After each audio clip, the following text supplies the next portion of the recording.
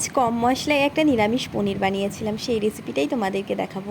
প্রথমে আলুগুলো ডুমো করে কেটে নিয়ে নুন হলুদ মাখিয়ে তেলের মধ্যে ভেজে নিয়েছি লাল লাল করে। তারপর সেগুলোকে আলাদা তুলে রেখে সেই গরম তেলের মধ্যেই পনিরগুলো চৌকো করে কেটে ভেজে নিয়েছি। এরপর আদা কাঁচা লঙ্কা জিরে আর টমেটো দিয়ে একটা খুব সুন্দরভাবে পেস্ট বানিয়ে রেখেছিলাম।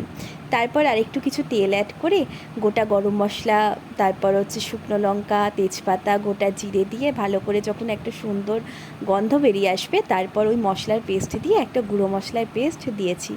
সেখানে দিয়েছিলাম নুন হলুদ জিরে গুঁড়ো ধনে গুঁড়ো কাশ্মীরি লঙ্কার গুঁড়ো। তারপর যখন তেল ছেড়ে আসলো আলুগুলো দিয়ে ভালো করে কষিয়ে নিয়েছিলাম।